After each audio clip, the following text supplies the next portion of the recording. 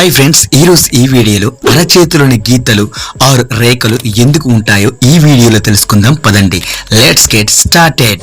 అరచేతిలోని రేఖలను farmer flexion క్రేజెస్ అంటారు. అసలు ఈ రేఖలు ఎందుకు ఉంటాయంటే చేతిని సులభంగా మడవడానికి. అరచేతిలోని చర్మం మిగతా శరీర భాగాల చర్మం కంటే మందంగా ఉంటుంది. పిడికిలు బిగించినప్పుడు లేదా వేళ్లను వంచినప్పుడు అక్కడి చర్మం ముడతలు పడడానికి రేఖలు సహాయపడతాయి. ఈ రేఖలు అరచేతిలోని చర్మాన్ని మడతపడేలా చేస్తాయి. ఈ రేఖలు లేకపోతే చేతిని ముడిచినప్పుడు చర్మం సాగదీసినట్టుగా అయిపోయి పిడికిలి బిగించడం కష్టమై చర్మం ఉబ్బుతుంది.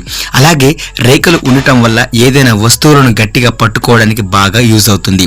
రేఖలు లేకపోతే పట్టుకోగానే నునుపుగా ఉండి వస్తువు జారిపోయే ప్రమాదం ఉంటుంది. ఈ రేఖలు తల్లి గర్భంలోనే ఏర్పడతాయి. తల్లి గర్భంలో పిండం ఉన్నప్పుడు అంటే సుమారుగా 12వ వారంలో ఈ రేఖలు ఏర్పడతాయి. అందుకే అప్పుడే పుట్టిన శిశువుకు కూడా అరచేతిలో రేఖలు స్పష్టంగా కనపడతాయి.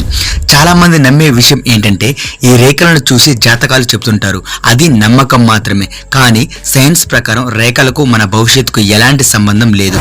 ఈ రేఖలు కేవలం మన చేతులు సౌకర్యవంతంగా పనిచేయడానికి మాత్రమే పనికొస్తాయి. రేఖలు ఉండటం వల్ల చెమట బాగా పట్టిన వస్తువును పట్టుకున్నప్పుడు జారకుండా పట్టుకోగలం. చేతిని మడిచినప్పుడు సాగేలా రేఖలు సాయం చేస్తాయి. అలాగే ఎముకల నిర్మాణానికి కూడా బాగా ఉపయోగపడతాయి.